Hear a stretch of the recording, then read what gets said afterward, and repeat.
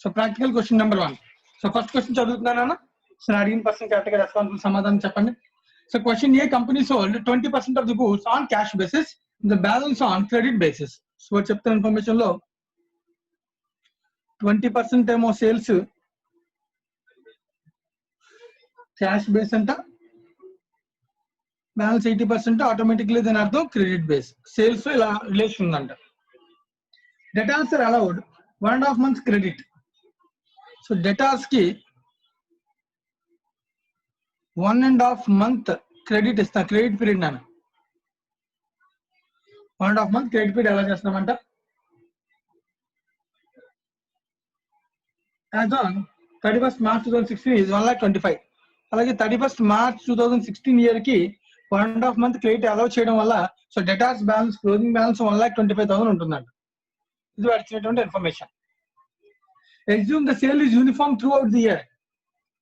So sale is uniform.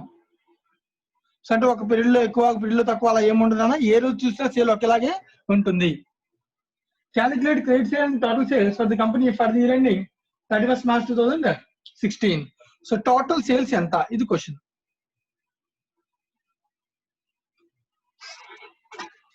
So question clear అయినా? So ఈ question solve చేయాలి. అడిగిన పర్సన్ చెప్పాలి. సిద్ధు సార్. సో ఈ క్వశ్చన్ లో హింట్ ఏమి ఇచ్చాడు మనం సాల్వ్ చేయడానికి? మళ్ళీ అడుగుతుంది టోటల్ సేల్ అనా? Total sale cash credit relation ఉంది కాబట్టి ఈజీగా చెప్పేయచ్చు. అయితే టోటల్ సేల్ లో క్యాష్ గానీ క్రెడిట్ గానీ కనుక్కోవడానికి మనకి డెటార్స్ ఇన్ఫర్మేషన్ ఇస్తారంటే క్రెడిట్ కి ఇన్ఫర్మేషన్ ఇస్తారని అర్థం. డెటార్స్ కి సంబంధించి రిలేషన్ లో ఏం చెప్పచ్చు, ఎలా కనిపెట్టచ్చు? 1.5 month క్రెడిట్ పీరియడ్. ఇది ఎన్ని నెలలకి ఈక్వల్? ఇది 12 months తర్వాత బ్యాలెన్స్ మీద 1.5 months క్రెడిట్ పీరియడ్. అంటే ఫర్ ఎగ్జాంపుల్ నా క్రెడిట్ సేల్ మొత్తం తీసుకుంటే దానిలో 1.5 month డెటార్ కింద ఉండిపోతుందంట. అంటే సింపుల్ గా 12 months కి అయితే కనుక సేల్ ఎంత అవుతుంది? అప్పుడు దాని అర్థం టోటల్ ఏమొస్తుందా నాకు? 12 months కి డెటార్స్ ఎంత వస్తుంది? డెటార్స్ కాదు నాన్న, క్రెడిట్ సేల్ తెలుస్తుంది. ఉన్నారు. సో మన సేల్ క్రెడిట్ సేల్ చేస్తే దానిలో డెటార్ కింద వాడు డబ్బులు ఇవ్వకపోతే డెటార్ అవుతాడు. అర్థం అవుతుందా? సో మనం సేల్ చేసాం దానిలో 1.5 month క్రెడిట్ ఉండిపోయిందంట, అంటే ఇవ్వట్లేదు, అంటే మిగిలినంత కలెక్ట్ అయిపోతుందని అర్థం. అదే క్రెడిట్ సేల్ ఎంత అంటే డెటార్స్ 1.5 month ఆటోమేటిక్ గా 12 months చూస్తే క్రెడిట్ సేల్ వచ్చేస్తుంది కదా.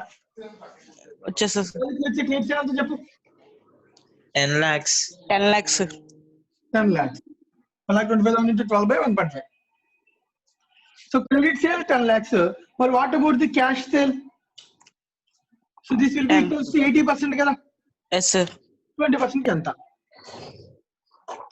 10 lakh into 20 by 80. 2,50,000. 2,50,000. So automatically రెండింటిని కలిపేసుకుంటే దాన్ని ఏమొస్తుంది మనకి? Total sale. So అడిగిన question 12,50,000 total sale. Right? Yes sir. Okay, note చేసుకో. డౌట్ ఏమైనా ఉంటే అడగండి నన్ను ఎవరికైనా. క్వశ్చన్ నెంబర్ 1 క్లియర్ కాదో చెక్ చేసుకోవాలి.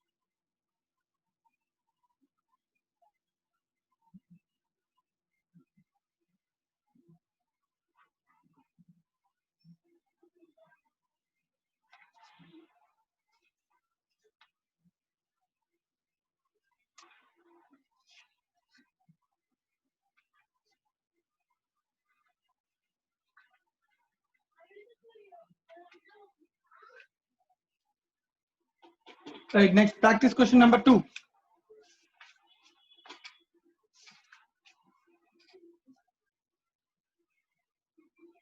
సి మోడల్ కూడా ఇంపార్టెంట్ గా ఎగ్జామ్ లో అడుగుతూ ఉంటాడు, జాగ్రత్తగా మనం చూసుకోవాలి. సో ఇప్పుడు చేసినటువంటి క్వశ్చన్ అంటే పెద్ద క్వశ్చన్స్ ఇది ఒక పార్ట్ కింద ఒక అడ్జస్ట్మెంట్ కింద కలిపి ఇవ్వచ్చు. డైరెక్ట్ గా లేదా 1 మార్క్ 2 మార్క్స్ క్వశ్చన్ కూడా అడగచ్చు. సో కానీ ఇలాంటి పాయింట్స్ అనేవి క్వశ్చన్ లో భాగంగా ఇన్బుల్ట్ చేసి పెద్ద క్వశ్చన్స్ అనేవి ఉంటాయి అన్న ఎగ్జామినేషన్ పాయింట్ ఆఫ్ వ్యూ లో. 8 మార్క్స్ క్వశ్చన్ ఇచ్చారనుకో, సో దానిలో ఇది ఒక పార్ట్ కింద యాడ్ అవుతుంది అనమాట, ఒక అడ్జస్ట్మెంట్ కింద. నెక్స్ట్ ప్రాక్టీస్ క్వశ్చన్ నెంబర్ 2 నన్ను. క్వశ్చన్ చాలా పెద్ద ఉంది, జాగ్రత్తగా చదువుతున్నాను. సో చదివిన సేపు అబ్జర్వ్ చేయండి, దాని తర్వాత మళ్ళీ మనం దాన్ని చూద్దాం. The following is the balance sheet of the retail business of Sri Srinivas, individual ana, as on 31st December 2015. So balance sheet data ichana 31st March December 2015, 31st December. Already balance sheet vaade ichana dana capital, liability for goods, so the creditors, rent, furniture, stock, debtor, cash at bank, cash in hand. So mottham balance sheet anta vaade ichadu, manaku anukovalsina avasaram ledhu. Idi last year. You are furnished with the following information. Sri Srinivas sells his goods at a profit of 20% on sale. So GP margin ఇచ్చారంటే దీని నుంచి maybe so GP కనుక్కునే అవకాశం ఉంది, sale కనుక్కునే అవకాశం ఉంది, stock కనుక్కునే అవకాశం ఉంది. So trading account లో ఏదో మిస్సింగ్ ఇన్ఫర్మేషన్ ఫైండ్ చేస్తామని అర్థం దీని నుంచి. Goods are sold on cash and credit. Credit customers can pay by cheque only. So ఇక్కడ అబ్జర్వ్ చేయాలి, సేల్స్ లో క్యాష్ ఉండొచ్చు, క్రెడిట్ రెండు ఉండొచ్చు. సేల్స్ లో చెప్తున్నాను, పర్చేజ్ లో ఏం చెప్పలేదు, 2 పాయింట్. అలాగే క్రెడిట్ కి అమ్మిన తర్వాత వాటి దగ్గర నుంచి కలెక్షన్ క్యాష్ రూపంలో రాదంట, ఓన్లీ చెక్ అంట. సో 2 ఇన్ఫర్మేషన్, ఒకటి సేల్ క్యాష్ సేల్ చేయొచ్చు, క్రెడిట్ సేల్ చేయొచ్చు, కానీ డెటార్స్ నుంచి కస్టమర్ నుంచి డబ్బులు మాత్రం చెక్ రూపంలోనే వస్తాయి. Right, inter relation.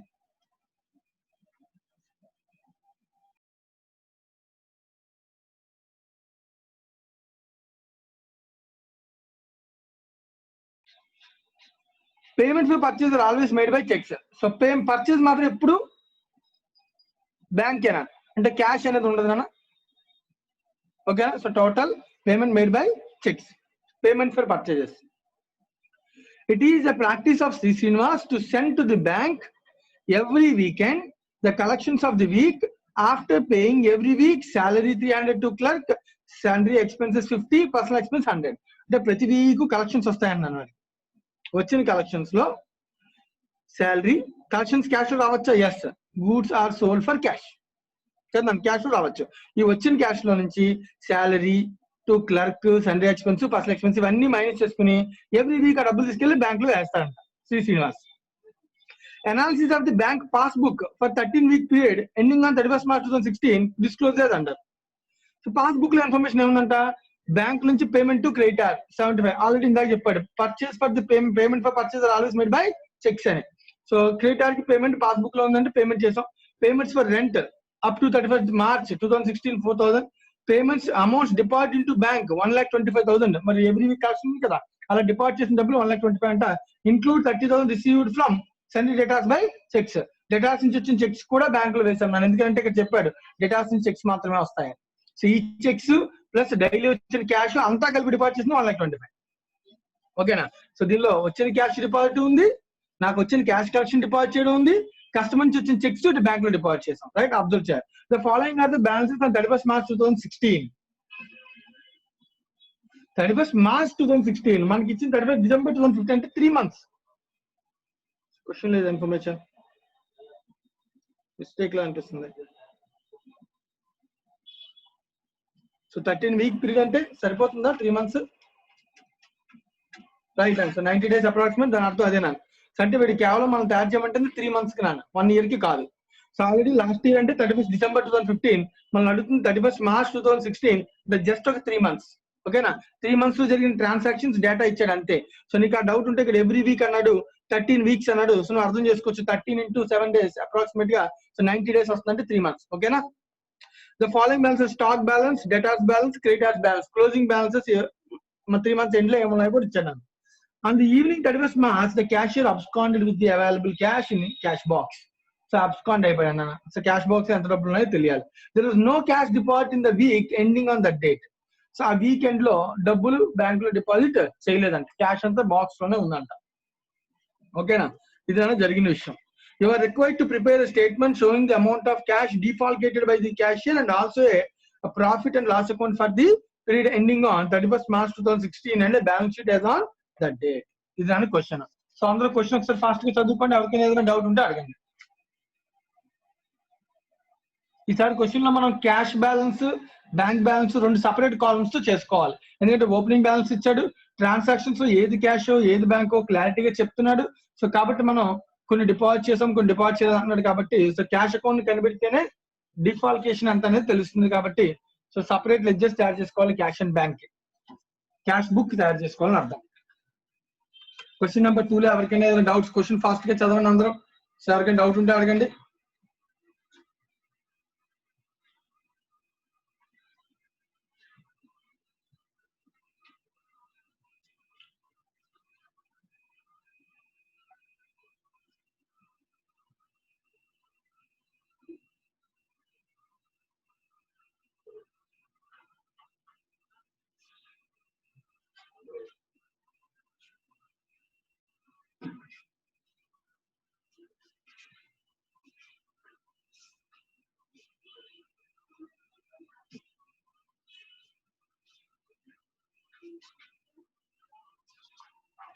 ఎవరికైనా డౌట్ క్వశ్చన్ లో?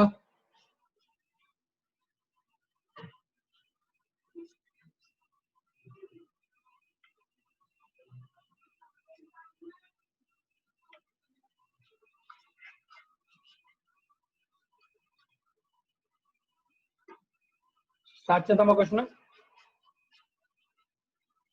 సో క్వశ్చన్ స్టార్ట్ చేయడానికన్నా ముందు క్వశ్చన్ లో ఇచ్చిన ఇన్ఫర్మేషన్ నేను అడుగుతాను, అడిగిన పర్సన్ చెప్పండి. ఆక్షజయ్, Yes, sir. క్వశ్చన్ లో సేల్స్ క్యాష్ సేల్స్ ఉందా, క్రెడిట్ సేల్స్ ఉన్నా, రెండు ఉన్నాయా? రెండు ఉన్నాయి సార్. రెండు ఉన్నాయి. అలాగే కస్టమర్ నుంచి కలెక్షన్ క్యాష్ లో జరుగుతుందా, చెక్ లో జరుగుతుందా? రెండునా? రెండు సార్. ఒకటే, చెక్ మాత్రమే అని క్లియర్ గా చెప్పాడు. Credit customers can pay by checks only. Yes, sir. అంటే క్యాష్ అనే ట్రాన్సాక్షన్ కలెక్షన్ ఫ్రమ్ డెటార్స్ లో క్యాష్ ఉండదు. Yes, sir. Right, clear. Right, next ఇంకో క్వశ్చన్ అడుగుతాను, చెప్పు. పర్చేజ్ క్యాష్ లోనా, క్రెడిట్ లోనా? Only credit, sir. ఎలా చెప్పగలరు? ఎక్కడ చెప్పాడు? Purchase are always made by checks. Payment for purchase are made by cheque అన్నాడు. అంటే పర్చేజ్ చేస్తే ఓన్లీ పేమెంట్ అంటే ఏంటి? ఎవరికి ఇస్తాం పేమెంట్ ఫర్ పర్చేజ్ అంటే? Supplier, creditor. సో క్రెడిటార్ కి పేమెంట్ చెక్ లో చేసామన్నాడు తప్ప పర్చేజ్ చేసినప్పుడు క్యాష్ పర్చేజ్ లేదని చెప్పాడా? మీనింగ్ అర్థమవుతుందా? Yes, sir. పాయింట్ నెంబర్ 3 మళ్ళీ ఒకసారి చూడు. Payment for purchase are always made by cheque అన్నాడు. అంటే అర్థం పేమెంట్ ఫర్ పర్చేజ్ అంటే క్రెడిటార్ కి పేమెంట్, సప్లయర్ కి పేమెంట్ చేస్తాం, Yes, sir. అది only check లో చేస్తున్నాం సార్. చెక్ లో చేస్తాం అన్నాడు. సో మరి క్యాష్ పర్చేజ్ క్రెడిట్ పర్చేజ్ లో రెండు ఉన్నాయా, ఒకటే ఉందన్న ఇన్ఫర్మేషన్ క్వశ్చన్ ఎక్కడ ఇవ్వలేదు. ఇవ్వలేదు. Yes, sir. సేల్స్ కా ప్రాబ్లం లేదు, మరి పర్చేజ్ కా ప్రాబ్లం ఉంది, మనం ఐడెంటిఫై చేసుకోవాలి. అంటే ఇది మనం చెక్ చేసుకోవాలని అర్థం. Yes, sir. రైట్, ఓకే కదా? అర్థమైందా? Yes, sir. Right, thank you. So point అదేనా, ఇక్కడ ఉన్న డేటాలో కొంచెం కన్ఫ్యూజన్ క్రియేట్ చేసింది కేవలం దానిలోనే. సేల్స్ కి చాలా క్లారిటీగా చెప్పాడు, బట్ పర్చేజ్ కి ఆ క్లారిటీ ఇవ్వలేదు. సో మేబీ అవసరమైతే అజంప్షన్ తీసుకుందాం, లేదు అంటే కనుక ఇన్ఫర్మేషన్ ఉంటే దాన్ని కూడా క్యాలిక్యులేట్ చేద్దాం. సో అది మనం క్వశ్చన్ స్టార్ట్ చేసి ప్రాసెస్ ముందుకు వెళ్తే తప్ప అది మనకి తెలియదు. రైట్, స్టార్ట్ చేస్తాను మరి నేను. ఇంకెవరికైనా ఏమైనా doubts? Right, so first balance sheet. నాకు ఓపెనింగ్ బ్యాలెన్స్ షీట్ ఆల్రెడీ వాడు ఇచ్చాడు. నేను అది ఓపెనింగ్ బ్యాలెన్స్ లెడ్జెస్ తయారు చేసుకుంటాం. మనం తయారు చేయాల్సింది కేవలం closing balance sheet and trading P&L account.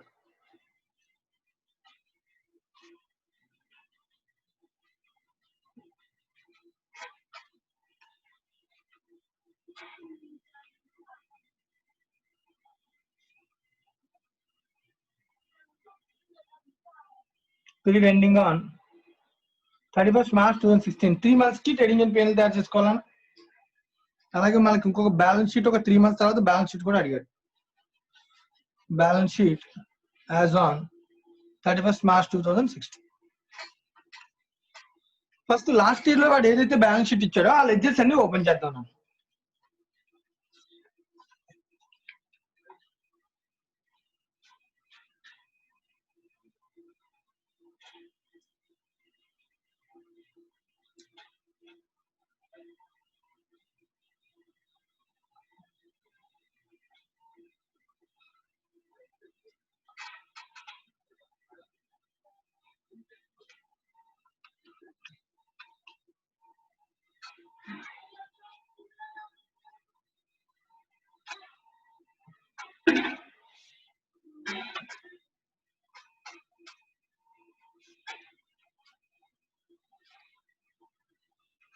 Right. So ledgers అన్ని ఓపెన్ చేసుకున్నాను.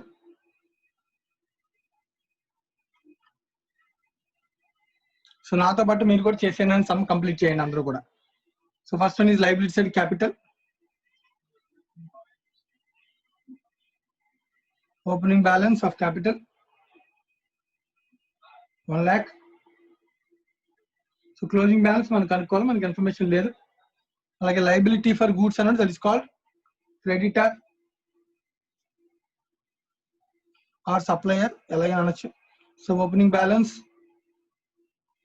20,500. సో అలాగే రెంట్ లైబిలిటీ ఉందంటే అవుట్ స్టాండింగ్ నాన్న. Opening balance of rent 1000 liability. అలాగే అసెట్స్కి వచ్చినప్పటికీ furniture,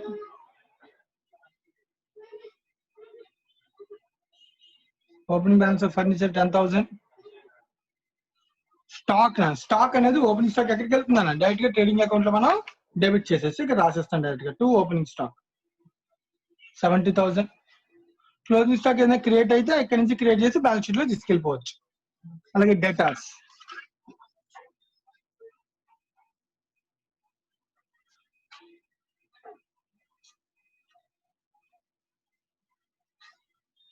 to opening balance BBD datas 25,000.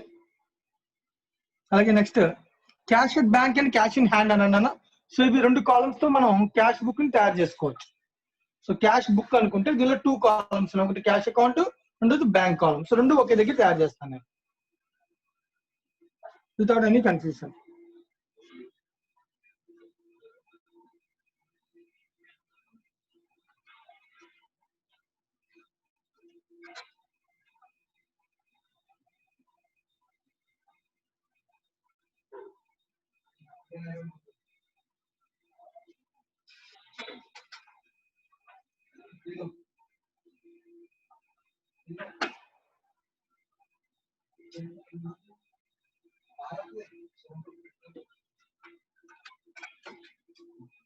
One second, Anna.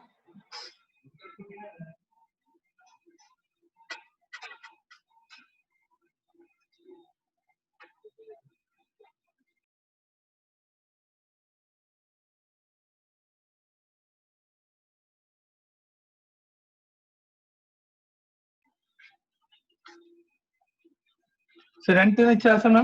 So debtors, cash and bank balance.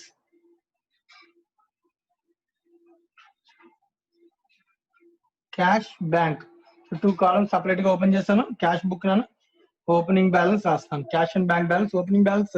Cash at bank 14,500. Bank balance 14,500 nana. Cash balance 2,000. వాడు ఇచ్చిన ప్రతి ledger opening balances రాశానని opening capitals ఇవేమి మన balance sheet లోకి రావు. 3 months తర్వాత balances అని ఇక్కడికి వస్తాయి. రైట్. ఇంకా నెక్స్ట్ డేటా అంతా చదువుతున్నాను నేను. సో ఇన్ఫర్మేషన్ లో ఫస్ట్ వన్ ఇదంతా కూడా ఫస్ట్ 1, 2, 3 పాయింట్స్ అన్ని కూడా ఏంటన్నవి. సో కేవలం హింట్స్ రైట్ అన్న. లింక్స్ ఇచ్చాడు, ఆ లింక్స్ లో ఉపయోగించుకుని మనకి ఫైండింగ్స్ చేయాలి. పాయింట్ నెంబర్ 4 ఏమో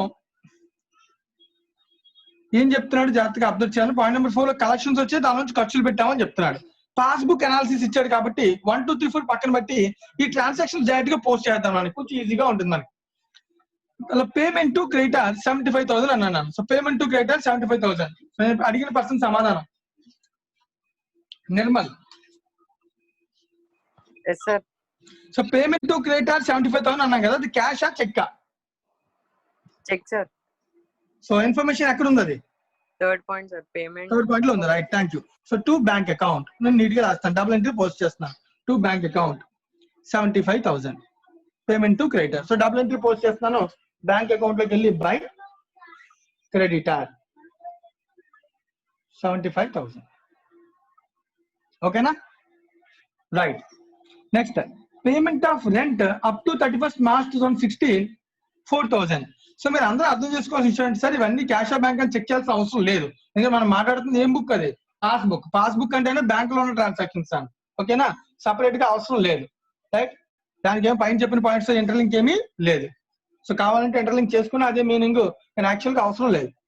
so payment of rent up to 31st March. So ఎంత రెంట్ అన్న 4,000 రెంట్ పే చేశాను. సో బై రెంట్ బ్యాంకే, ఎందుకంటే it is a passbook. Nirmal yes sir. అర్థమైందా? Yes sir. రైట్, మరి ఇందాక నువ్వు ఏదో పైన సెంటెన్స్ చూడమంటున్నావు ఎందుకు? పాస్బుక్ కదా అది. అంటే yes sir. Right, so rent 4,000 అన్న. సో పైన రెంట్ కి ఇక్కడ ఇన్ఫర్మేషన్ అకౌంట్ ఉంది. సో రెంట్ అకౌంట్ లో నేను రాస్తాను, తర్వాత P&L క్లోజ్ చేద్దాం. Rent to bank. So payment of rent 4,000. Next double entry completed. Amount deposit into bank 1,25,000. Include 30,000 receive from debtors by cheques. So debtors నుంచి ఒక 30,000 చెక్ వచ్చింది, remaining cash అంతా తీసుకెళ్లి బ్యాంక్ లో డిపాజిట్ చేసాం. కానీ క్యాష్ ఎందుకు వచ్చిందో మనకు తెలియదు. నాకు ఫస్ట్ అబ్జర్వేషన్. సో ఎందుకు అక్కడ ఇన్ఫర్మేషన్ అయితే ఇవ్వలేదు మనకి. సో కలెక్షన్స్ అయితే చాలా వచ్చాయి. సో క్యాష్ కలెక్షన్స్ కి రీజన్స్ ఏంటి నిర్మల్?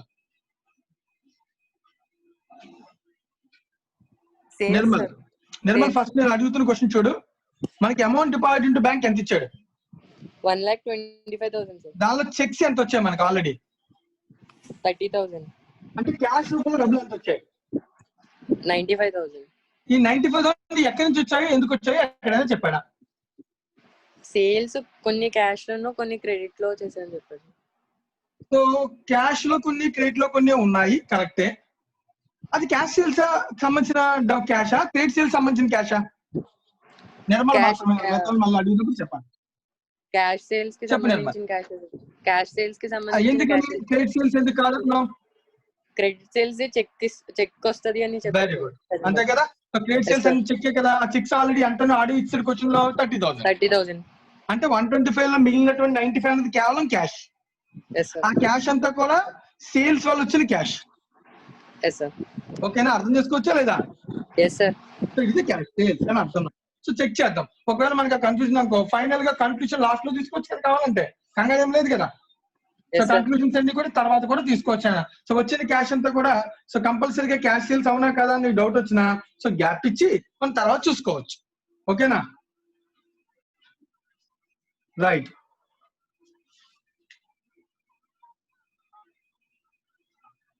నెక్స్ట్ నా సో ఇప్పుడు ఇచ్చిన ఇన్ఫర్మేషన్ నుంచి ఇప్పుడు దీనికి ఎంట్రీస్ ఫస్ట్ 30,000 కి ఎంట్రీ రాద్దాం. డెటాస్ నుంచి వచ్చిన చెక్స్ కి ఎంట్రీ క్లియర్ గా ఉంది కాబట్టి సో బై బ్యాంక్ అని ఎగ్జాక్ట్ గా తెలిసిన వాటికి నేను పోస్ట్ చేస్తున్నాను, తెలియని వాటికి లాస్ట్ లో కన్క్లూషన్ తీసుకుంటాను. సో డెటాస్ నుంచి వచ్చిన చెక్స్ క్లియర్ గా ఉన్నాయి, 30,000 చాలా క్లియర్ గా చెప్పాడు. సో బ్యాంక్ అకౌంట్ లో డబ్బుల్ని డిపాజిట్ చేస్తున్నాను, చెక్స్ ని బ్యాంక్ లో డిపాజిట్ చేస్తాను. డెటాస్ బ్యాంక్ లో 30,000. సో డెటార్ కి డబుల్ ఎంట్రీ ఉందండి. అయితే ఇంకో 95,000 కి ఎక్కడి నుంచి వచ్చాయో తెలియదు నాకు, ఆ డబుల్ ఎంట్రీ నాకు తెలియదు నాకు. కానీ ఆ డబ్బులు తీసుకెళ్ళి నేను ఎక్కడ డిపాజిట్ చేశాను? బ్యాంక్ లో. సో బ్యాంక్ లో డిపాజిట్ చేయడం అనేది, బ్యాంక్ లో డబ్బులు డిపాజిట్ చేయడం అనేది ఒక ట్రాన్సాక్షనే కదా, కాంట్రా ఎంట్రీ. సో అది రాస్తున్నాను నేను, అంతేగాని డబ్బులు ఎక్కడి నుంచి వచ్చాయో నేను రాయట్లేదు నా ఎంట్రీ. అర్థం చేసుకోండి. సో 30,000 కి నేను ఎంట్రీ రాశాను, ఏమని? డబ్బులు వచ్చినట్టుగా రాశాను డేటాస్, ఆ డబ్బులు బ్యాంక్ లో పడిపోయి నేను రాశాను, డైరెక్ట్ గా బ్యాంక్ అని రాశాను. అయితే ఇప్పుడు 125 లో 95 ఉంది కదా. సో 95,000 క్యాష్ తీసుకెళ్లి బ్యాంక్ లో వేసాడని ఎంట్రీ రాస్తాను తప్ప ఆ క్యాష్ ఎందుకు వచ్చిందో నాకు తెలియదు, దానికి ఎంట్రీ తర్వాత రాస్తాను. ఎందుకంటే అది క్లారిటీగా కన్క్లూషన్ మనకి ఎక్కడ ఇన్ఫర్మేషన్ ఇంకా లేదు, క్లియర్ ఇన్ఫర్మేషన్ లేదు. బ్యాంక్ క్యాష్ ఎవరు తప్ప సేలే అని క్లారిటీ మనం ఊహించుకున్నాం అక్కడ ఉన్న ఇన్ఫర్మేషన్ బట్టి. దాని సంగతి తర్వాత చూద్దాం. ఓకేనా నిర్మల్, క్లియర్ అని ఏం చెప్తున్నాను? రైట్. ఇప్పుడు 95,000 క్యాష్ అని నేను అనుకోవట్లా, క్యాషే కానీ సేల్ అని నేను అనుకోవట్లా. ఎందుకంటే క్లారిటీగా కాదు, మిగతా పాయింట్స్ కూడా ఇంటర్లింక్ చేసి తర్వాత చూద్దామని చెప్తున్నాను. ఓకేనా, రైట్. సో ప్రస్తుతానికి 90,000 95,000 నేను బ్యాంక్ లో డబ్బులు డిపాజిట్ చేస్తే ఎంట్రీ చెప్పు Nirmal. Bank to cash 95,000.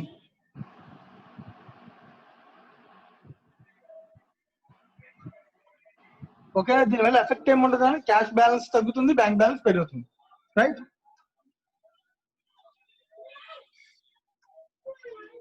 Next one. So నేను పైన 4 పాయింట్స్ తప్ప మిగతా అన్ని కూడా ట్రాన్సాక్షన్స్ రాస్తాను. Like the following are the balances on 31st March 2016. Closing balance చెప్తున్నాడు, అవి నేను పోస్ట్ చేస్తున్నాను. ఫస్ట్ స్టాక్ ఇచ్చాను 40,000. స్టాక్ అనేది లెడ్జర్ అవసరం లేదు, డైరెక్ట్ గా ట్రేడింగ్ అకౌంట్ లో క్రెడిట్ చేయించి రాసుకుంటూ వెళ్ళిపోవచ్చు. By closing stock 40,000. ఈ స్టాక్ అనేది ఇక్కడ రాసాను, అది బ్యాలెన్స్ షీట్ లో కూడా వస్తుంది, ఇక్కడ రాస్తున్నాను. స్టాక్ 40,000. అలాగే debtors 30,000. So debtors closing balance ఇచ్చాడు, రాస్తున్నాను నేను. Debtors closing balance 30,000. సో ఏ బ్యాలెన్స్ రాస్తే అది బ్యాలెన్స్ షీట్కి వెళ్ళాలి కదా, సో బ్యాలెన్స్ షీట్ లో కూడా రాసేస్తాను. డెటార్స్ 30,000. అలాగే క్రెడిటార్స్ క్లోజింగ్ బ్యాలెన్స్ ఇచ్చాను 36,500. సో అది కూడా రాస్తున్నాను. Balance carry down closing creditors 36,500. So ఇది కూడా రాశాను. దీన్ని కూడా బ్యాలెన్స్ షీట్ లో క్రెడిటార్స్ యొక్క బ్యాలెన్స్ నాకు తెలుసు కాబట్టి రాస్తున్నాను 36,500. సో ఏవైతే క్లోజింగ్ బ్యాలెన్స్ ఇచ్చాడో క్లోజింగ్ బ్యాలెన్స్ రాస్తాను. అలాగే ట్రాన్సాక్షన్స్ ఏమైతే ఇచ్చాడో అవి రాస్తాను. కానీ ఒక ట్రాన్సాక్షన్ మీద 95,000 క్యాష్ ఎందుకు వచ్చిందో తెలియదు, దానికి ఎంట్రీ రాయలేదు. ఓకేనా? సో 95,000 కి ఎంట్రీ రాయలేదు తప్ప మిగతా అన్నిటికీ ఎంట్రీ రాస్తాను. 95,000 బ్యాంక్ లో డిపాజిట్ చేసి ఎంట్రీ రాస్తాను, బట్ 95,000 ఏంటో తెలియదు నాకు. ఆ క్యాష్ ఎందుకు వచ్చిందో నాకు తెలియాలి, బట్ ఆ విషయం తెలియదు, అందుకని పక్కన పెట్టాను. సో మిగతా ట్రాన్సాక్షన్స్ అన్ని రాస్తానన్న. ఇప్పుడు పైన వదిలేసిన 4 పాయింట్స్ అలాగే లాస్ట్ లో చెప్పిన ఇన్ఫర్మేషన్, ఇదంతా కూడా ఇన్ఫర్మేషన్, దీని నుంచి మనం కనిపెట్టాలన్నమాట. రైట్, కనిపెడతాం. ఇప్పుడు 4th పాయింట్ చదువుతున్నానని చాలా జాగ్రత్తగా అబ్జర్వ్ చేయండి, దీనికి ఆన్సర్ నాకు చెప్పండి. లోకేష్, లోకేష్ 4th పాయింట్ ఏం చదువుతున్నారో ఒకసారి చదువుతాను, దాన్ని బట్టి నాకు చెప్పు. It is a practice of the Sri Srinivas to send to the bank every weekend the collections of the week. After paying every week salary of 300 to clerk, sundry expense of 50 rupees, personal expense of 100. So what does it mean? The meaning enna? అంటే sale అయిన ద్వారా వచ్చిన డబ్బులతో ఇవన్నీ ఖర్చులన్నీ పెట్టేసి అది ఎంత డబ్బులు బ్యాంక్ లో డిపాజిట్ చేసి ఉంటుంది. అవి ఎంత? అవి ఏమైనా క్వశ్చన్ లో ఎక్కడైనా చెప్పాడా? చెప్పలేదు సార్. చెప్పాడు.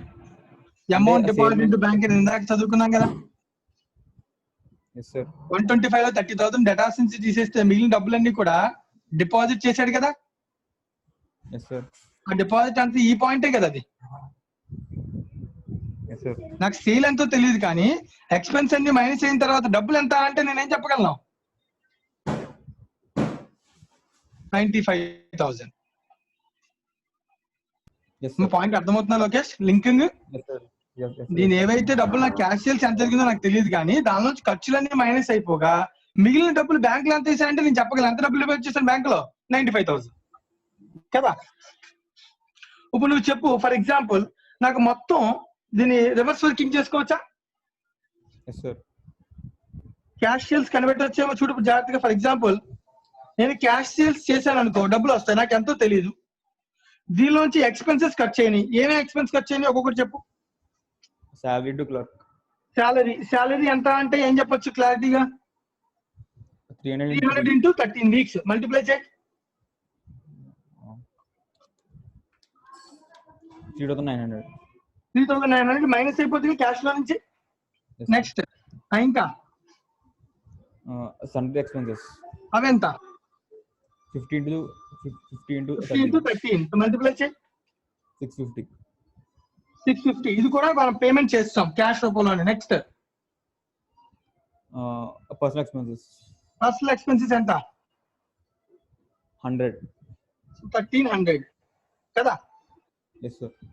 ఇవన్నీ మైనస్ చేసాక మిగతా డబ్బులన్నీ ఏం చేసాం? బ్యాంక్ లో వేసామా? సో ఎంత డిపాజిట్ ఇంటూ బ్యాంక్ ఎంత? 95,000. ఇది మనకు ఆల్రెడీ ఇందాకే ఇంటి ఇచ్చాడు 95,000. అంటే దీని నుంచి రివర్స్ వర్కింగ్ చేసుకుంటే ఇట్స్ బ్యాలెన్స్ ఫిగర్ చేయలేమా?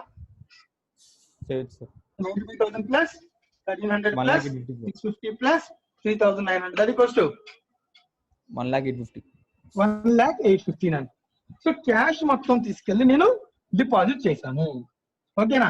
అయితే ఇప్పుడు క్వశ్చన్ లో ఇంకేమైనా క్యాష్ రిలేటెడ్ ట్రాన్సాక్షన్స్ ఉన్నాయో ఒకసారి చెక్ చేసుకోవాలన్నా. సరే, క్యాష్ రిలేటెడ్ ట్రాన్సాక్షన్స్ ఇంకేమైనా ఉన్నాయా?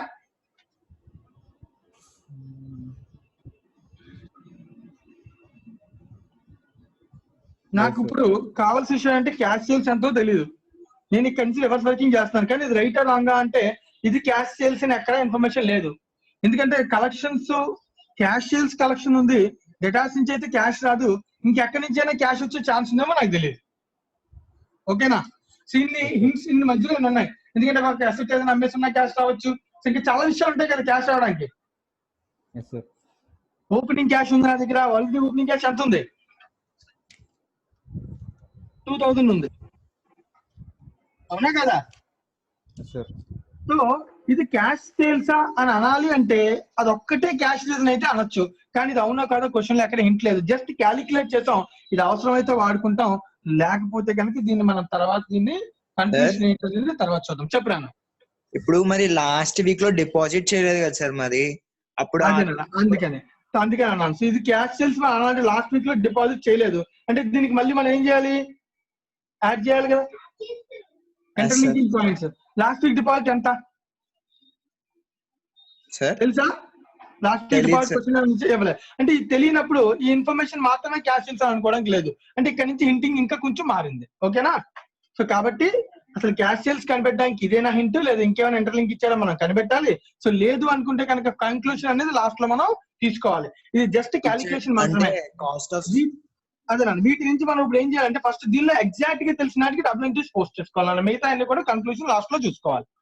సో ఎప్పుడు కూడా కన్క్లూషన్ ఎగ్జాక్ట్ గా తెలిసిన వాటికి తీసుకోవాలన్న, మిగతా దేనికి కన్క్లూషన్ తీసుకోకూడదు. సో నేను డిపాజిట్ చేసిన దానిలో 1 వీక్ డిపాజిట్ జరగలే, కానీ 1 వీక్ ఎంతో తెలియదు. అలాంటప్పుడు క్యాష్ సేల్స్ ఇది కాదు, ఇది ఇంకా పెరుగుతుంది, అది ఎంత అనేది తెలియదు. సో తెలుసుకోవాలి. అయితే ఇది చెప్తే ఇది కనిపెట్టచ్చు, లేదు ఇది చెప్తే ఇది కనిపెట్టచ్చు, కానీ ఇన్ఫర్మేషన్ లో ఇది లేదు. రైట్ అన్న? ఇది చెప్పినప్పుడు ఇది రాంగ్, ఇది కరెక్ట్ కాదు, దీనిలో 1 వీక్ మిస్ అయ్యింది. సో ఇది తర్వాత చూద్దాం. క్లియర్? సో రిమైనింగ్ పాయింట్స్ ఏం తెలుసో వాటి మాత్రమే నేను పోస్ట్ చేస్తున్నాను, మిగతా ఏది నేను పోస్ట్ చేయట్లేదు. రైట్ నా? సో పోస్టింగ్ చేద్దాం అన్నప్పుడు తెలిసిన వాటికి, క్లియర్ గా తెలిసిన వాటికి పోస్టింగ్ చేద్దాం. ఫస్ట్ వన్, దీనిలో శాలరీ. శాలరీకి ఎంట్రీ చెప్పు లోకేష్. శాలరీ ఎక్స్పెన్స్ కి salary to cash sir.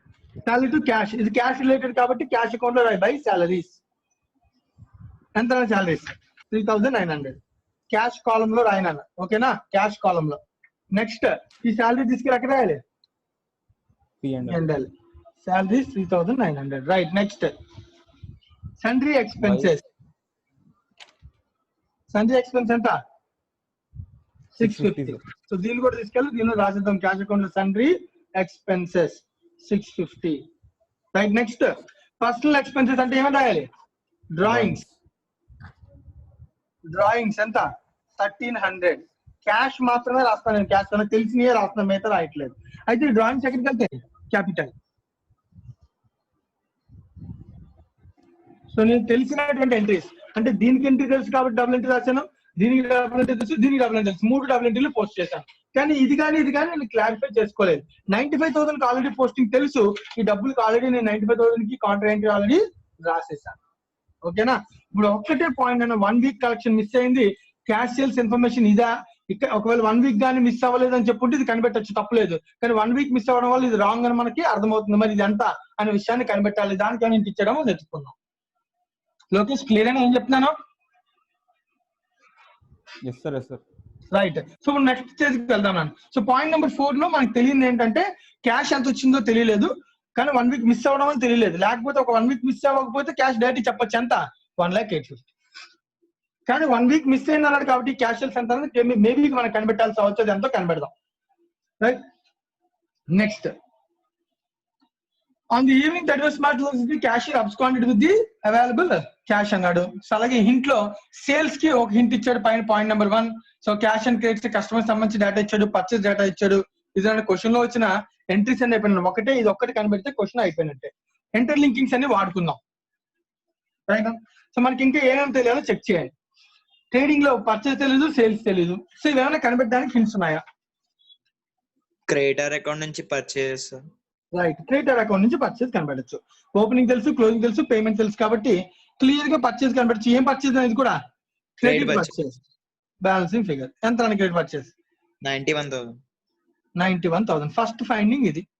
Purse గా కూడా వెళ్ళిన ప్రాబ్లం లేదు, క్యాపిటల్ అనేది లాస్ట్ లో చూడాలి కాబట్టి ఫస్ట్ క్రెడిటర్ 91,000.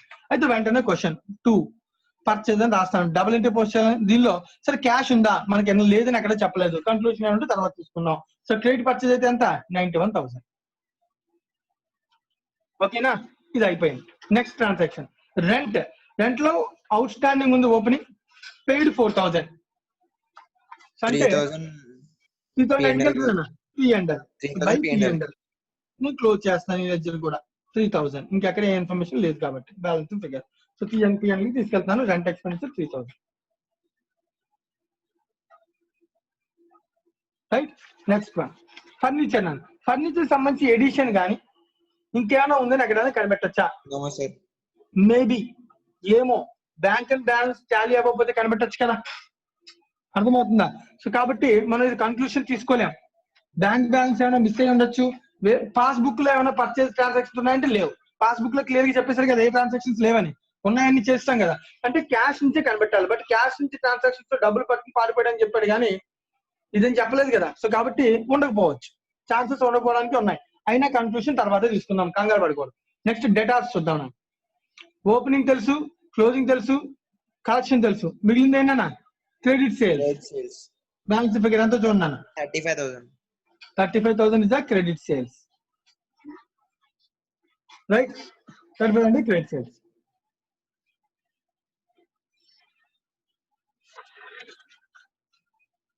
By sales. దీనిలో కూడా సరే క్యాష్ సేల్స్ ఉండొచ్చు కదా, ఖచ్చితంగా ఉండొచ్చు. మీరు 2 ఉన్నాయని క్లూషన్ లో చెప్పాడు.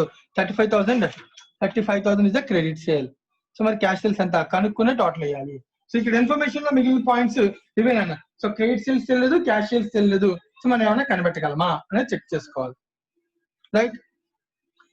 ఇది ప్రస్తుతానికి మనకి ఉన్న ఇన్ఫర్మేషన్ ప్రకారం మనం చేయగలిగాం. ఇప్పుడు మనం కన్క్లూషన్ కి వెళ్ళాలి. కన్క్లూషన్ ఏం తీసుకుంటే మనకి ఈ సమ్ సాల్వ్ అవుతుందో తెలుసుకోవాలి. ఫస్ట్ థింగ్ ఇక్కడ క్యాపిటల్ పక్కన క్రెడిటర్ అయిపోయింది, రెంట్ అయిపోయింది. ఫర్నిచర్ లో నుంచి ఎక్కడైనా ట్రాన్సాక్షన్స్ ఉండే అవకాశం ఉందా అంటే ఉండే అవకాశం ఉండొచ్చు. పేమెంట్ కానీ పర్చేజ్ కానీ, డిప్రిసియేషన్ అయితే లేదు, ఎందుకంటే రేట్ ఆఫ్ డిప్రిసియేషన్ ఎక్కడ చెప్పలేదు, క్లోజింగ్ బ్యాలెన్స్ ఇవ్వలేదు. సో కాబట్టి పర్చేజ్ సేల్ లో రెండిట్లో ఏదైనా ఉంటే ఉండొచ్చు, లేకపోతే లేదు.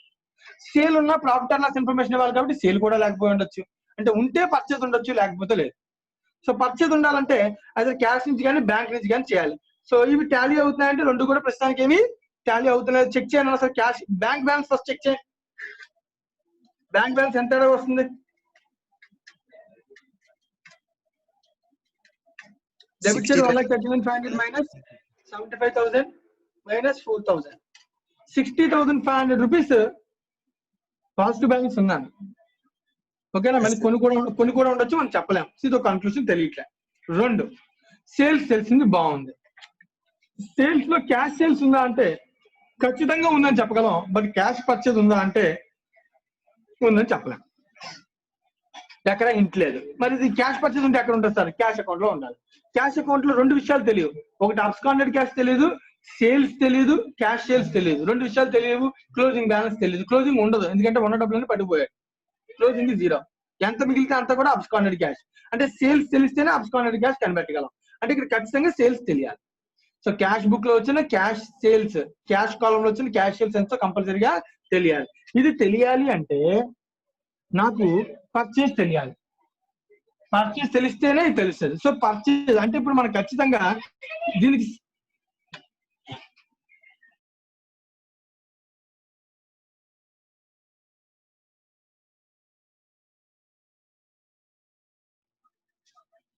దీనిలో ఇంకా మనకి ఇన్ఫర్మేషన్ ఇంకొకటి ఇచ్చాను, జీపీకి హింట్ ఇచ్చాను. సో జీపీ హింట్ ఏమి ఇచ్చాడు? 20% ఆన్ సేల్ అన్నాడు. సేల్స్ కావాలంటే క్యాష్ సేల్స్ తెలియకుండా మనం సేల్స్ కనిపెట్టలేం. సో రివర్స్ వర్కింగ్ చేసి కాస్ట్ ఆఫ్ గుడ్స్ కనిపెట్టచ్చు. సో కాస్ట్ ఆఫ్ గుడ్స్ కనిపెట్టాలంటే దీన్ని ఏమనుకోవాలి? 0. అంటే ఇది 0 అనుకోకపోతే మన సమ్మను ముందుకి తీసుకెళ్ళలేము. The cash purchase assumed to be 0. There is only credit purchases. Right అన్న. రివర్స్ వర్కింగ్ చేద్దామని ఇప్పుడు నీట్ గా నీకు అన్ని క్యాలిక్యులేట్ చేసే ఛాన్స్ ఉంది. ఇప్పుడు 91,000 అని ఇది ఒక్కటి అనుకుంటేనే మనం సేల్స్ కనిపెట్టగలం. సేల్స్ కనిపెడితేనే క్యాష్ సేల్స్ కనిపెట్టగలం. క్యాష్ సేల్స్ కనిపెడితేనే క్యాష్ అకౌంట్ ఫిల్ చేయగలం. సో అర్థమవుతుంది. రివర్స్ లింకింగ్ అంతా జరగాలి అంటే నువ్వు ఖచ్చితంగా దీని అజంప్షన్ ఏం తీసుకోవాలి? 0 తీసుకుంటేనే ముందుకెళ్ళగలం. ఒకవేళ ఇది కూడా నువ్వు 0 తీసుకోకపోతే సమ ఆగిపోయినట్టు అక్కడతో. రైట్. సో 0 అనుకుంటే చెప్పండి ఎంత వస్తుందో కాస్ట్ ఆఫ్ గుడ్స్ ఎంత చూడండి. 91,000 plus 121,000. 70,000 minus 40,000. Cost of goods is 1,21,000 into 20/80. 20/80. Right అన్న. Rate by 100 plus cost by GP ఎంత అన్న? 30,250. 30,250 జీపీ అయితే సో ఆటోమేటిక్ గా టోటల్ చేస్తే what will be the total sales? 1,51,250. 1,51,250. 51 250 అంతేనా? సో 1,51,250 లో నుంచి మైనస్ 35,000 క్రెడిట్ సేల్ తీసేస్తే cash sale 1,16,250. Right. So cash sale ఇది కాదు. ఇది రివర్స్ వర్కింగ్ చేస్తే క్యాష్ సేల్ అవ్వాలంటే లాస్ట్ వీకెండ్ ది కూడా బ్యాంక్ లో డిపాజిట్ చేసి ఉంటే బాగుండేది, చేయలేదు వాడు. సో కాబట్టి ఇది తెలియదు కాబట్టి ఇది రాంగ్ అయింది. సో క్యాష్ సేల్ మనం ఇప్పుడు కనిపెట్టాం 1,16,250. రైట్ నా? సో ఈ రివర్స్ వర్కింగ్ అనేది క్యాలిక్యులేషన్ ప్రతిసారి అప్లై అవ్వదు. ఈ క్వశ్చన్ లో అప్లై అవ్వకపోవడానికి రీజన్ ఇది ఒక్కటే. రైట్ అన్న? కానీ ఒకవేళ ఇది లేకపోతే ఈ క్వశ్చన్ ఇది కూడా సేల్స్ చెప్పడానికి హింట్ ఇక్కడి నుంచి కాకుండా జీపీ రేషియో ఇచ్చేవాడు కాదు క్వశ్చన్ లో. జీపీ రేషియో ఇవ్వకపోయిందంటే క్వశ్చన్ లో ఇదేనన్న హింట్, ఇంకొక ఆప్షన్ దారి లేదు నీకు. రైట్. 1,16,250 ఇదే క్యాష్ సేల్స్ ఫైండింగ్ నాన్న. సో వెంటనే దీన్ని మనం పోస్ట్ చేద్దాం. ఏమేమి పోస్ట్ చేయాలి అన్ని చేద్దాం. First sales, credit sales already పోస్తుంది, cash sales. So 2 sales cash account రాస్తాను 1,16,250. సో 1,16,250 ప్లస్ ఆల్రెడీ ఎంత ఉందని క్యాష్ 2,000, ఎక్స్పెన్సెస్ అన్ని minus, bank deposit minus, then absconded cash అంతా చూడండి 17,400. ఎంతగా అబ్స్కాండెడ్ క్యాష్ 17,000. 17,400. అబ్స్కాండెడ్ క్యాష్ ని మనం అబ్నార్మల్ లాస్ కింద తీసుకోవచ్చు. ఓకేనా? డిఫాల్ట్ గేట్ అయిపోయింది కదా. సో పర్టికులర్ పారిపోతే మనకి దొరకలేదంటే ఒకవేళ సార్ ఫ్యూచర్ లో దొరుకుతుంది అనుకుంటే ఒక పర్సన్ రిసీవబుల్ కింద కూడా రాసుకోవచ్చు. అది వేరే ఇష్యూ. మనం అజంప్షన్ రాస్తున్నాం. Assuming the defaulted cash is lost to the company, lost to the business. So నేను అది ఇక్కడ రాసిస్తాను. Double entry to abnormal loss. Double entry ఇక్కడ రాస్తాను. సో దీన్ని డబుల్ ఎంట్రీ ఇక్కడ రాస్తాను. అబ్నార్మల్ లాస్ ఎక్కడ క్లోజ్ అవుద్ది? P&L 17,400. రైట్. సో దీంతో క్యాష్ అకౌంట్ ఫిల్ అయిపోయింది. సో దీంతో మనకి కన్క్లూషన్ క్రెడిటార్స్ దొరికేసింది, కన్క్లూషన్ పర్చేజ్ దొరికేసింది, conclusion. So purchase, creditor, rent, debtor అయిపోయినాయి. ఫర్నిచర్, క్యాపిటల్ మిగిలే. క్యాష్ అకౌంట్ లో బ్యాంక్ బ్యాలెన్స్ ఒకటి మిగిలిందని. సో ఇంక ఫర్నిచర్ కి సంబంధించి హింట్ కూడా మనకి ఏమి ఇవ్వలేదు. Assuming the same balance. Depreciation data కూడా ఏమీ లేదు. పర్చేజ్ సేల్స్ డేటా కూడా ఏమీ లేదు. సో రాసేస్తాను. అదే నేను పాస్బుక్ లో లేదు కదా. సో కాబట్టి పాస్బుక్ లో లేనప్పుడు క్యాష్ అకౌంట్ టాలీ అయిపోయిందన్న. సో ఇంక మిగిలినంత ఆటోమేటిక్ మన అజంప్షన్ ఏంటి? No furniture purchase. Sir depreciation data కూడా లేదన్న. 1 minute. ఫర్నిచర్ 10,000. సో జీపీ వచ్చిందన్న. So by GP. So GP ఎంత వచ్చిందో చెక్ చేసుకోండి ఒకసారి మళ్ళీ. 30,250. 30,250 అన్న. సో దీని నుంచి మనకి expenses, salaries, central expenses, rent రాసాం. అలాగే అబ్నార్మల్ లాస్ కూడా మనం రాసాం. రైట్. ఇందాక ఏదో డౌట్ అడుగుతున్నారు, చెప్పండి. డబుల్ ఎంట్రీ కంప్లీట్ చేశాను. ఎక్కడికి? అక్షయ్ క్లారిఫై అయింది సార్. ఏంటమ్మా డౌట్ ఏంటి? అది అకౌంటెడ్ క్యాష్ గురించే సార్. అది అబ్స్కాండెడ్ క్యాష్ ని నేను లాస్ కింద తీసుకున్నాను. బ్యాలెన్స్ ఎంత మిగిలితే అంతా కూడా లాసే. ఆ లాస్ అంతని P&L కి ట్రాన్స్ఫర్ చేశాను. Okay sir. అదే సార్. Double entry. ఓకేనా? Yes sir. రైట్ అన్న. సో ఇది ఫైండింగ్ రాంగ్ నాన్న. ఈ ఫైండింగ్ రైట్ అవ్వాలంటే మనం ఏం చెప్పుకున్నాం? లాస్ట్ వీక్ క్యాష్ అంతా తెలియాలి. రైట్ అన్న. సో నెక్స్ట్ వన్ జీపీ తెలిసిన అందుకని ఎన్పి కనుక్కోండి. 5,300. So 5,300 is transferred to capital account. So closing capital balance ఇంకేమైనా ఉందా? ఇంకేమైనా లెడ్జెస్ వదిలేసామా? అంతా సరిపోయినట్టే కదా. Yes sir. 1,04,000. 4,000 capital closing balance carried down. So Tally అవుతుందని చూడండి balance sheet. Sir bank balance రాయలేదు sir. బ్యాంక్ బ్యాలెన్స్ రైట్ నా. బ్యాంక్ బ్యాలెన్స్ ఎంత చూడండి. బ్యాంక్ రాయాలి, క్యాష్ అయితే ఉండదు. 60,500. 60,500 సార్. 60,500. ఓకే. చేశారా నాన్న? వాల్యూ చేశారా? Yes sir. రైట్. బ్యాలెన్స్ అన్న. Balance carry down 60,500 is the bank balance carried down. So తీసుకొచ్చి ఇక్కడ రాస్తాను.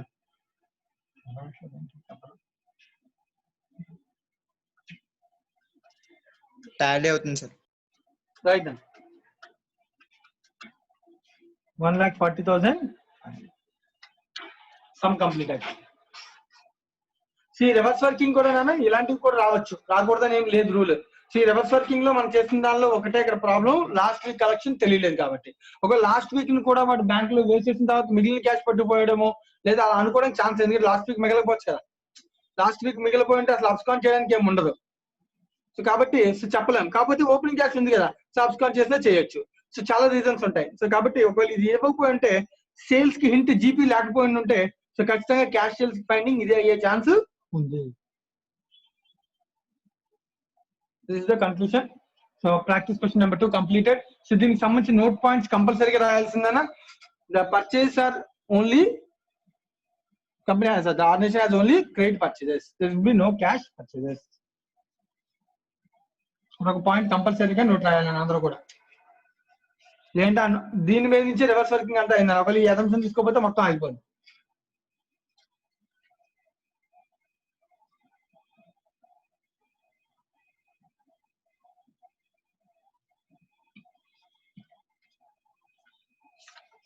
Any doubts?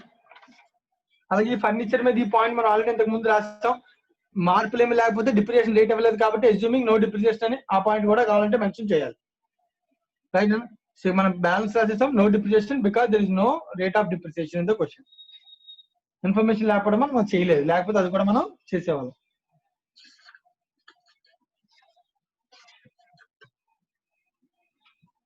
Question number 2 completed. Any doubts?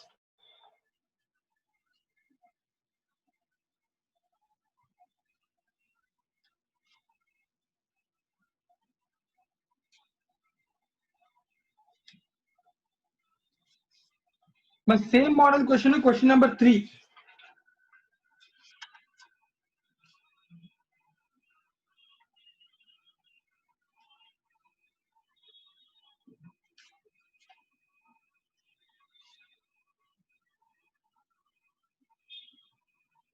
ఇది మీరు వర్కౌట్ చేయాలన్నా. Question number 3 practice question number 3 work. Practice question number 3 work.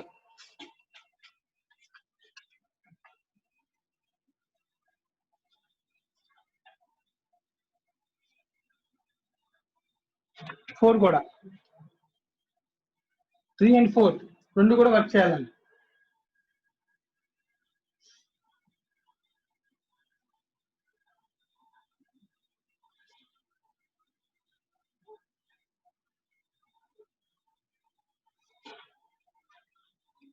Three and 4 questions work now. Practice questions 3 and 4 work.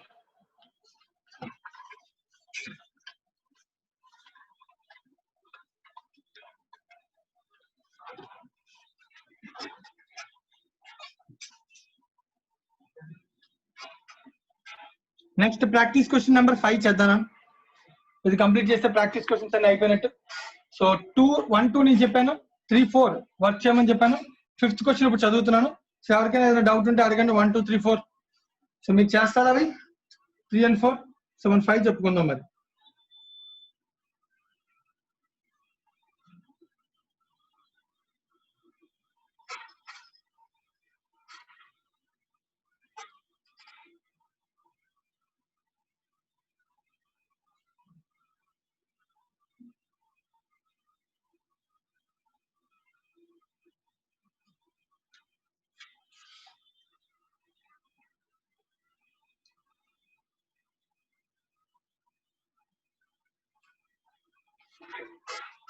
Question number 5.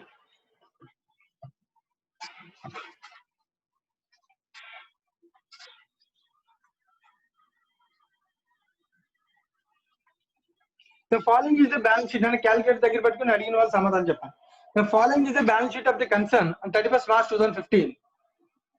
Capital 10 lakh, creditors 1,40,000, P&L account 60, cash and bank balance 3,50,000. So ఇది P&L account separate గా చూపిస్తున్నాను. ఓకేనా? Fixed assets 44 lakhs, stock 3 lakhs, debtors 1,50,000. The management estimates the purchase and sales for the year ending on 31st March 2016 as under. Up to 28th February 2016 and March. జాగ్రత్తగా year మొత్తంలో 11 months కి ఒకసారి ఇచ్చాడు, 1 month కి separate చేశాడు. 11 months వరకు ఒక purchase ఇచ్చాడు, 1 month సపరేట్ చేశాడు. అలాగే సేల్స్ కూడా 11 months కి ఇచ్చాడు, 1 month సపరేట్ చేశాడు. సో 1 month సపరేట్ చేయడానికి రీజన్ ఏదైనా ఉండాలి. అలా సపరేట్ చేయడం మొత్తం పర్చేజ్ ఇచ్చేవాడు కదా. సో ఏంటి ఆ రీజన్ అనేది కనిపెడదాం.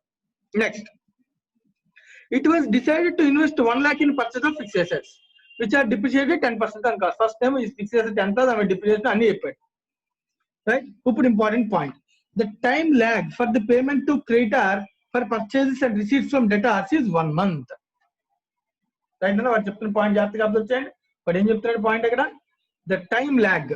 యశ్వంత్ వాయిస్ వినబడుతున్నాను అది?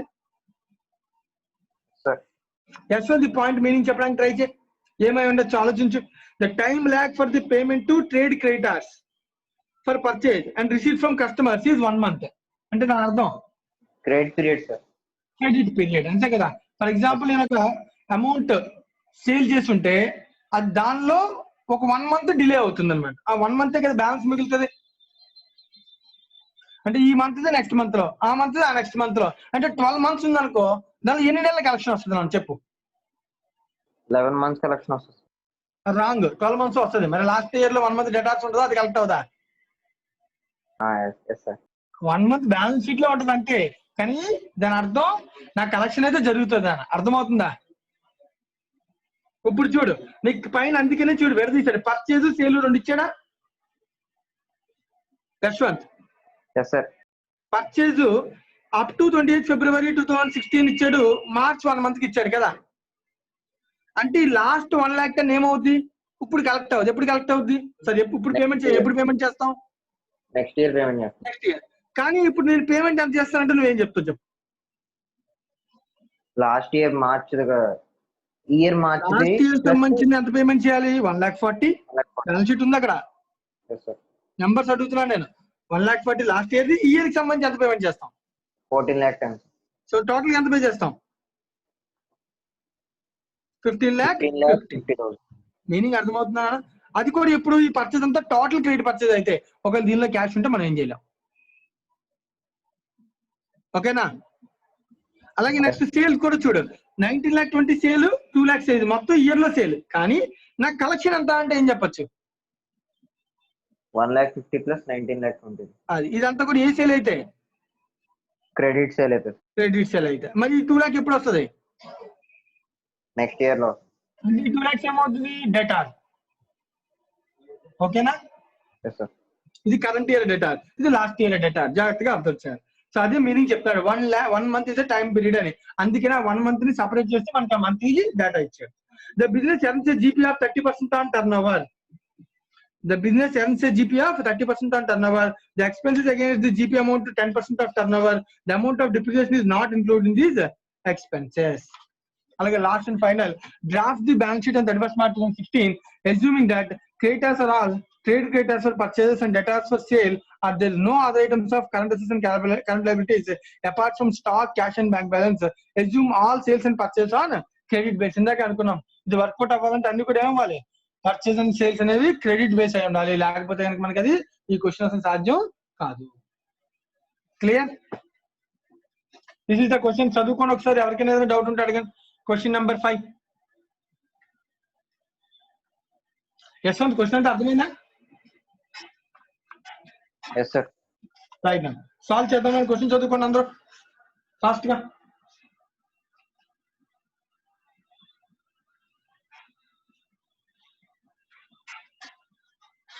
మెటీరియల్ లో చిన్న ఎర్రర్ ఉంది సార్ దీంట్లో. ఎక్కడైనా క్యాష్ అండ్ బ్యాంక్ అని ఇటువైపు ఇచ్చాడు సార్, అమౌంట్ మాత్రం లయబిలిటీ సైడ్ లో ఇచ్చాడు సార్. ఓకే, మీకు టోటల్ సరిపోతుందా? చెక్ చేయండి. టోటల్ సరిపోతుంది అంటే 3,50,000 3,50,000 అసెట్ సైడ్ పడాల్సింది, లైబిలిటీ సైడ్ పడింది అంతేనా? అంటే ఇక్కడ క్యాష్ అండ్ బ్యాంక్ అసెట్ అని పడింది సార్, అక్కడ అమౌంట్ లయబిలిటీలో పడింది సార్ మాకు.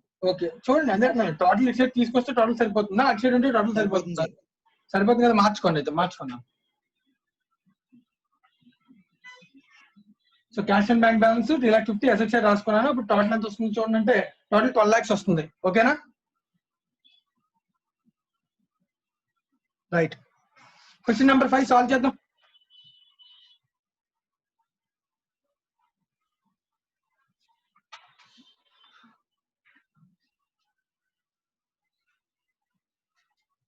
మనం అడుగుతున్న క్వశ్చన్ బ్యాలెన్స్ షీట్ నుంచి డ్రాఫ్ట్ బ్యాలెన్స్ షీట్ అని అడిగాను అంతే. సో బ్యాలెన్స్ షీట్ అడిగానంటే బ్యాలెన్స్ షీట్ అంటే పిఎన్లు కూడా మనం ఖచ్చితంగా చేయాలి.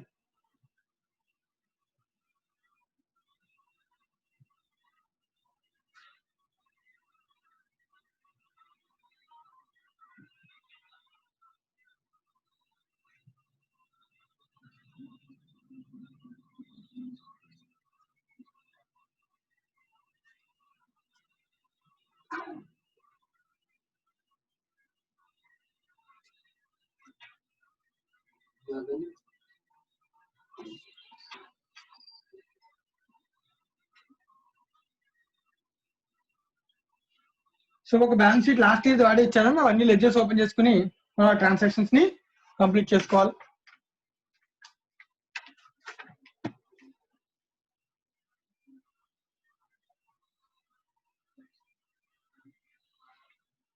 Capital account, opening balance 10 lakhs, closing మనకు తెలియదు కనిపెట్టాలి. Next creditors,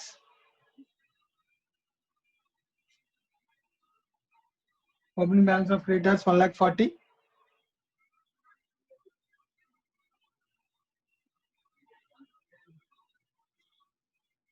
So P&L account,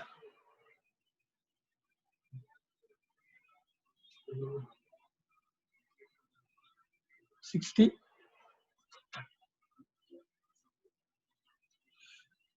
Like assets flow, fixed assets 4 lakhs. Stock, నేను opening stock trading account direct గా పంపించేస్తాం. So 2 opening stock 3 lakhs. అలాగే డెటార్స్ 1,50,000.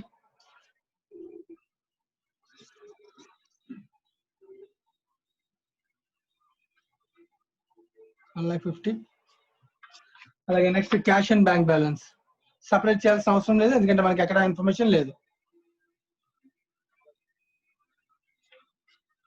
3,50,000 ఇది నేను వాడు ఇచ్చినటువంటి ఇన్ఫర్మేషన్. సో ప్రతి లెడ్జర్ మనం ఓపెన్ చేసి పెట్టుకున్నాం. సో డబుల్ ఎంట్రీస్ పోస్ట్ చేసుకోవాలి ఇచ్చిన ఇన్ఫర్మేషన్ ప్రకారం. సో మొత్తం వాడు ఇచ్చిన పర్చేజ్ మొత్తం కూడా క్రెడిట్ పర్చేజ్ మాత్రమే, క్యాష్ పర్చేజ్ లేవు. So total purchase for the year ఎంత అంటే, సో క్యాల్కులేటర్ టైప్ చేసుకున్నాను 14,10,000 ఒకటి ప్లస్ 1,10,000 ఒకటి. So total 15,20,000 total purchases. So purchases entry, purchases to creditor by purchases. Creditors లో బ్రాకెట్ లో రాస్తున్నాను ఇక్కడ. సో 14,10,000 బ్రాకెట్ లో రాస్తున్నాను total plus 1 month sale 1,10,000 purchase. So total 15,20,000 is the total purchases. So total purchase అంతా కూడా P&L కి వెళ్తుంది, ట్రేడింగ్ అకౌంట్ కి ట్రాన్స్ఫర్ చేస్తాను. Purchases 15,20,000 right. అలాగే సేల్స్ అన్న, సేల్స్ ఇటు సైడ్ క్రెడిట్ అవుతున్నాను బై సేల్స్. సో బ్రాకెట్ లో టోటల్ డైరెక్ట్ రాసిస్తున్నాను 19,20,000 plus 2 lakh that equals to 21,20,000. So sales అంతా కూడా క్రెడిట్ సేల్స్ కాబట్టి డెటార్స్ లో డెటార్స్ టు సేల్స్ ఎంత టోటల్ అది 21,20,000. సో సేల్స్ పర్చేజ్ రెండు కూడా క్రెడిటే, నో క్యాష్ అని రాసిస్తాం. ఓకేనా. సో తర్వాత invest 1 lakh in purchase of fixed assets. So fixed assets కొన్నాడు to cash or bank. 1 lakh fixed assets కొన్నాడు. So double entry cash and bank లో by fixed assets 1 lakh. Double entry completed. Depreciation 10% on cost. So by depreciation. So ఇప్పుడు question, sir ఎప్పుడు invest చేశారు, date ఇచ్చారా, ఎవరు resuming beginning of the year ఒక note రాయి కావాలనుకుంటే 5 lakhs మీద 10% అంటే 50,000 డిప్రిసియేషన్ రాస్తున్నాను నేను. Resuming purchase are made at the beginning of the year, లేస్ అని ఎండింగ్ అనుకుంటాను. అప్పుడు డిప్రిసియేషన్ 4 lakhs మీద కట్టు, అప్పుడు ఎంత అవుతుందన్న 40. కానీ యాక్చువల్గా ఎవరైనా ఇన్వెస్ట్ చేద్దాం ఫ్యూచర్ గురించి ఆలోచించేటప్పుడు బిగినింగ్ అనే ఆలోచిస్తాం రైట్. సో కాబట్టి 1 lakh ఇన్వెస్ట్ చేస్తే ఇమీడియట్ గా 5 lakhs మీద డిప్రిసియేషన్ 10% అంటే 50,000. డ్యూరింగ్ ఇయర్ అని కూడా ఎక్కడ ఇన్ఫర్మేషన్ చెప్పలేదు. సో డిప్రిసియేషన్ తీసుకొచ్చి P&L లో రాస్తున్నాను. So to depreciation 50,000 depreciation P&L లో. సో డబుల్ ఎంట్రీ కంప్లీట్ అయిపోయింది డిప్రిసియేషన్. అలాగే టైం ల్యాగ్ వల్ల మన closing balance 1 month is the closing balance అన్న. సో ఆ ఇన్ఫర్మేషన్ చెప్పేశాడు. So balance carry down. So what is the creditors closing balance అంటే ఈ 1 month కలెక్ట్ అవ్వదు కాబట్టి 1 month టైం ల్యాగ్ కాబట్టి 1,10,000 is the closing balance. In the same way debtors లో కూడా అన్న క్లోజింగ్ బ్యాలెన్స్ 1 month పెండింగ్ అన్న. 1 month సేల్ అంటారా 2 lakhs. So 2 lakhs is the closing debtors balance అన్న. క్లోజింగ్ డెటార్స్ క్లోజింగ్ క్రెడిటార్స్ రెండు తెలుసు కాబట్టి బ్యాలెన్స్ షీట్ లో రాసేయచ్చు.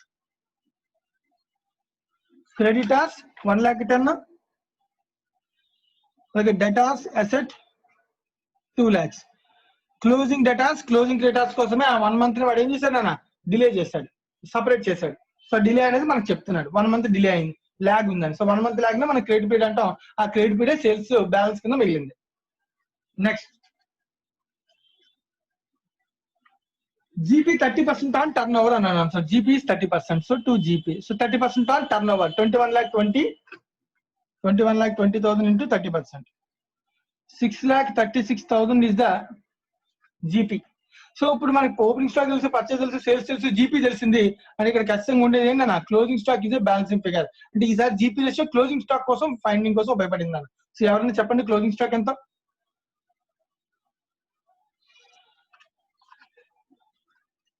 ఎవరైనా తెలియదా closing stock? 3,36,000. 3,36,000 is the closing stock of for the year. అంతేనా? Yes, sir. So closing stock తీసుకొచ్చి బ్యాలెన్స్ షీట్ లో కూడా రాసేస్తున్నాను. స్టాక్ 3,36,000. డబుల్ ఎంట్రీ కంప్లీట్ అవ్వాలంటే trading account credit, balance sheet లో అసెట్ కింద రాసుకోవాలి. Double entry stock to trading. Right, complete అయిపోయింది. Next closing stock అయిపోయింది. The expenses against the GP amount 10% of the turn over. So మళ్ళీ దీనిలో turn over లో 10% అంటే 2,12,000 is the expenses excluding depreciation. So 2,12,000. So ఈ expense అన్ని కూడా cash రూపంలో పే చేస్తాం కాబట్టి by sundry expenses 2,12,000. 10% on turnover అన్నాడు. సో 10% ఆన్ టర్న్ ఓవర్ 21,20,000, దానిలో 10% 2,12,000. So double entry cash account and expenses. So amount of depreciation is not include. ముందే చెప్పాడు సెపరేట్ గానే రాసాం మనం దాన్ని. అందుకని ఇప్పుడు దాంతో కలిపి అంటే దీని రిమైనింగ్ బ్యాలెన్స్ రాసుకునే వాళ్ళం. క్వశ్చన్ లో ఆ ప్రాబ్లం లేదు, క్లారిటీగా సపరేట్ అని చెప్పాడు. అంటే దీని మీద మనం క్యాలిక్యులేట్ చేసుకుని చాలు, ఇది సపరేట్ అయిపోయిందండి. సో దీంతో మనం అన్ని రాసాం. ఉన్న creditors, trade creditors, debtors for sale and there is no other items of current assets and current liability. Debtors, creditors, stock తప్ప వేరే ఏం లేవు. క్యాష్ అండ్ బ్యాంక్ బ్యాలెన్స్ ఉన్నాయి. వేరే అసెట్స్ లయబిలిటీస్ కూడా ఏం లేవు. అలాగే పర్చేజ్, సేల్స్ కూడా క్రెడిట్ అని ఇన్ఫర్మేషన్ ఇచ్చాను. అయిపోయింది. దీంతో ఎంట్రీస్ అన్ని కూడా మనం పోస్ట్ చేసేసాం. సో ఇంకా జాగ్రత్తగా బ్యాలెన్స్ చెక్ చేయండి. సో క్రెడిటార్స్ నుంచి పేమెంట్ టు క్రెడిటార్స్ ఎంతో చూడండి. బ్యాలెన్సింగ్ పేమెంట్స్ సో నువ్వే కౌంట్ చేసుకోవచ్చు. దీనికి ఇది కలుపుతూ ఇది మైనస్ చేస్తాను. ఇందాక చెప్పింది అదే 14,10,000 plus 1,40,000 that equals to 15,50,000 payment. మా అర్థమవుతుందా? 15,20,000 plus 1,40,000 minus 1,10,000 that equals to 15,50,000 is the payment to creditor. So దాన్ని తీసుకొచ్చి క్యాష్ అండ్ బ్యాంక్ లో by creditor double entry complete చేయాలి కదా. ఇది సేమ్ వే ఇది కంప్లీట్ అయిపోయిందన్న P&L బ్యాలెన్స్ మిగులుతుందంటే ఫిక్స్ అసెట్ లోంచి డిప్రిసియేషన్ ఇస్తే క్లోజింగ్ బ్యాలెన్స్ ఎంతో కనిపెట్టండి. 5 lakhs లో 50 పోతే 4,50,000. ఓకేనా? సో ఫిక్స్ అసెట్ బ్యాలెన్స్ తీసుకొచ్చి బ్యాలెన్స్ షీట్ లో రాసుకోవచ్చు 4,50,000. సో తర్వాత డెటార్స్ లో collection from debtors cash or bank ఎంతో చూడండి. Balance figure 21,20,000 plus 1,50,000 minus 2 lakhs.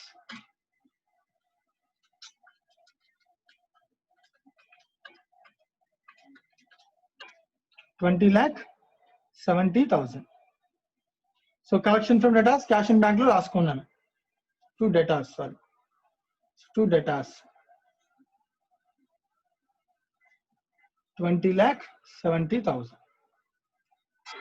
So debtors account close. So double entry ఇక్కడ కూడా కంప్లీట్ అయిపోయింది. సో ఇంకా మిగిలింది P&L, capital, cash and bank. So cash and bank closing balance చూడండి. నేను తీసుకెళ్ళి బ్యాలెన్స్ షీట్ లో రాద్దాం. ఎవరైనా క్యాష్ అండ్ బ్యాంక్ బ్యాలెన్స్ చెప్పండి. 5,58,000 sir. 5,58,000 అంతేనా? Yes sir. తీసుకొచ్చి బ్యాలెన్స్ షీట్ రాస్తాను. Cash and bank balance 5,58,000. Then what is the GP? Sorry, NP. 3,74,000. 3,74,000 none. See 3,74 P&L కి యాడ్ అవుతున్నా. By net profit for the current year 3,74 already P&L separate గా ఉంది కాబట్టి. ఓకేనా? 374 plus 60 టోటల్ ప్రాఫిట్ ఎంత అవుతుందో చూడండి. 4,34,000. 4,34,000 అక్యుములేటెడ్ ప్రాఫిట్ 4,34,000 అంతే కదా? Yes so sir. P&L account profit నా 4,34,000. సో మిగిలిన క్యాపిటల్ లో ఏ ట్రాన్సాక్షన్ జరగలేదు కాబట్టి అదే బ్యాలెన్స్ రాసుకుంటాం. Capital account 10 lakhs. చెక్ చేయండి బ్యాలెన్స్ షీట్ టోటల్ సరిపోతుందో లేదో.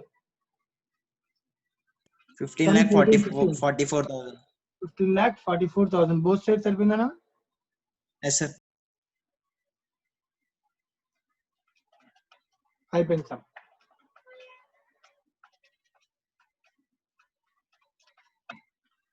సో దీంతో సమ్ కంప్లీట్ అయింది.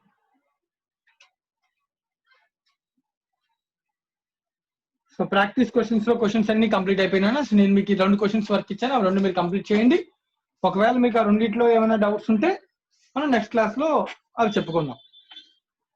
మనకి మిగిలింది ఇల్లుస్ట్రేషన్స్ లో ఓన్లీ 8 9. సో కొంచెం కన్ఫ్యూజింగ్ క్వశ్చన్, చాలా టైం తీసుకుంటారు, అందుకని ఇవాళ చెప్పలేదు నేను. లెంతీ క్వశ్చన్ కూడా. క్వశ్చన్ నెంబర్ 8 మనం రేపు క్లాస్ లో డిస్కస్ చేద్దాం. ఓకేనా? సార్ రేపు లేదు కదా సార్? రేపు సాటర్డే కదా? Sorry Saturday. నువ్వు ఇంకా సండేలోకి వెళ్ళిపోయి అప్పుడే. రేపు ఉంటుంది క్లాస్.